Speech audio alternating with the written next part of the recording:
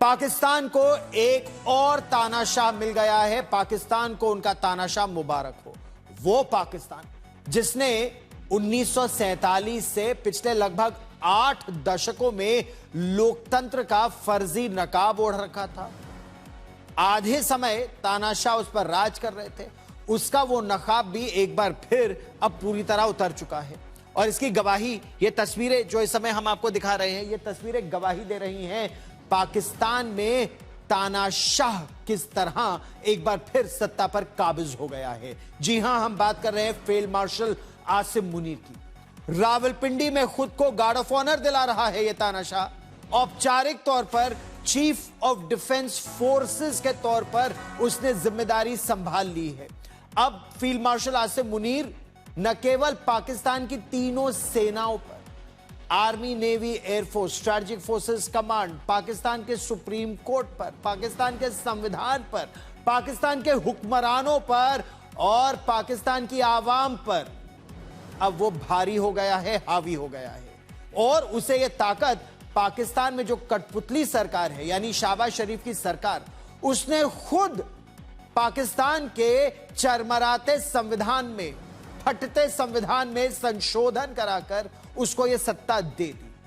अब उसके पास न केवल तीनों सेनाएं हैं बल्कि पाकिस्तान के परमाणु हथियार भी उसकी पूरी तरह से मुट्ठी में है, जो पहले चलिए दिखावे के तौर पर ही पाकिस्तान के प्रधानमंत्री की अध्यक्षता वाली समिति के हाथ में हुआ करते थे। अब सवाल यह है, एक, पाकिस्तान आतंकी देश है, दूसरा, उस आतंकी देश में बहुत ही जहरीला कट्टरपंथी इस्लामिक जिस तरह से उसकी मानसिकता है, जहरीला मौलाना जैसा मानसिकता लिए अब फौजी वर्दी में पहने वाला आर्मी चीफ फील्ड मार्शल और उसका खुराफाती दिमाग जो बातें तो करता है धर्म की लेकिन काम करता है आतंक का। और ये उसके दिमाग में क्या चल रहा है कि काफिरों पर, हिंदुओं पर, भारत पर कैसे हमला करना है, यही 24 घंटे उसके दिमाग पे चलता है। और पाकिस्तान का चीफ ऑफ डिफेंस फोर्सेस बनने के बाद उसने अपनी पहली स्पीच में, अपनी पहली तकरीर में भारत के खिलाफ जहर उगलना शुरू कर दिया और कहा कि अगर भारत ने फिर से हमला किया तो जवाब पहले से ज्यादा विनाशकारी होगा। हालांकि सच्चाई यह है कि वह पाकिस्तान के लिए विनाशकारी होगा। असल में हैं ये लोग बिल्कुल नपुंसक से, नहीं कर पाते हैं कुछ लेकिन फिर भी बोलते बहुत ज्यादा है। और ये हमने ऑपरेशन सिंदूर में देख लिया। 10 मई को पाकिस्तान की पूरी वायुसेना धराशायी हो गई थी। पाकिस्तान की सेना और खुद उसका आर्मी चीफ एक बिल में घुस गया था जिस तरह से भारत ने बमबारी की, लेकिन बोलते बहुत है। और यही पाकिस्तान की जो गीदड़ भपकी है, अब न केवल सरकार, समाज, यहां तक कि अब सिविल सोसाइटी और भारत में फिल्में भी कहने लगी हैं कि भारत न पहले कभी डरा है न कभी डरेगा, घर में घुसकर मारेगा। जिस तरह से पाकिस्तान ने पहलगाम में हिंदुओं की हत्या करवाई और कहा यही जा रहा है ये पाकिस्तान के उसी फील्ड मार्शल के आदेश पर हुआ। जिस तरह उसके जहरीले इरादे हैं पाकिस्तान के फील्ड मार्शल के, भारत को सचेत रहने की आवश्यकता है, इसमें दो राय नहीं। फिर पाकिस्तान में बचे उसने अपने बड़े बड़े दुश्मन, जिसमें इमरान खान उसका सबसे बड़ा दुश्मन है। सोचिए वो अपने ही देश में अपने ही सबसे लोकप्रिय नेता को मुल्क के लिए खतरा बताकर खत्म करने का इरादा रखता है और यह पाकिस्तान का इतिहास रहा है। पाकिस्तान में जिस तरह जियाउल हक ने जुल्फिकार अली भुट्टो को टांग दिया था, जिस तरह से परवेज मुशर्रफ ने बेनजीर भुट्टो को आतंकवादियों द्वारा गोली मरवा दी थी, अब इमरान खान की भी लोग कह रहे हैं पाकिस्तान में उल्टी गिनती शुरू हो गई है। इमरान खान जिंदा भी है या नहीं, या कब तक जिंदा रहेगा यह भी नहीं मालूम, क्योंकि एक म्यान में 2 तलवारें नहीं रह सकती। आसिम मुनीर के पास अब पूरी तरह से सत्ता है। क्या वो इमरान खान को जिंदा रहने देगा या फिर वो एक ही बार में अपने लिए खतरे को खत्म कर देगा, इमरान खान की जान लेकर मानेगा? दूसरी सबसे बड़ी चुनौती, जो असल में पाकिस्तान के लिए सबसे बड़ी चुनौती है, जिस आतंक को पाकिस्तान ने पाल पोस कर बड़ा किया, यानी टीटीपी, तहरीके तालिबान पाकिस्तान, अब वो खैबर पख्तूनख्वा और बलूचिस्तान के इलाके में बलूच लड़ाकों के साथ मिलकर पाकिस्तान की सेना को रोज मार रहे हैं।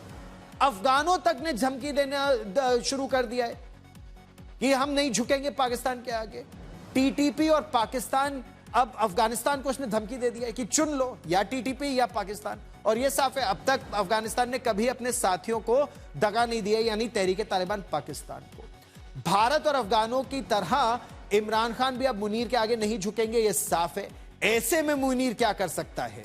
यानी मुनीर के पास सामने चुनौतियां बहुत है, अलग अलग चुनौतियां। क्या सबसे पहले वो इमरान खान का काम तमाम करेगा? देखिए ये रिपोर्ट। भारत से हर जंग हारने के बावजूद सीने पर मेडल सजाने का पाकिस्तानी जनरलों का शौक पुराना है, लेकिन आसिम मुनीर ने उन सभी को पीछे छोड़ दिया है। ऑपरेशन सिंदूर में बुरी तरह पिटने के बाद मुनीर ने पहले खुद को फील्ड मार्शल बनवाया और अब संविधान को बदलकर पाकिस्तान का सबसे ताकतवर सैन्य शासक बन गया है, इतना ताकतवर जितना मुशर्रफ भी नहीं थे। अब मुनीर न केवल जीवन भर फील्ड मार्शल यानी 5 स्टार ऑफिसर के पद पर रहेगा, बल्कि उसे आजीवन वर्दी पहनने और ताउम्र मुकदमे से पूरी तरह छूट मिल गई है। और इस वजह से ही भारत ने लोकतंत्र को लेकर पाकिस्तान को आईना दिखाया है। दूसरी तरफ पाकिस्तान का पहला रक्षा प्रमुख यानी सीडीएफ बनते ही आसिम मुनीर ने भारत के खिलाफ फिर एक बार जहर उगला है।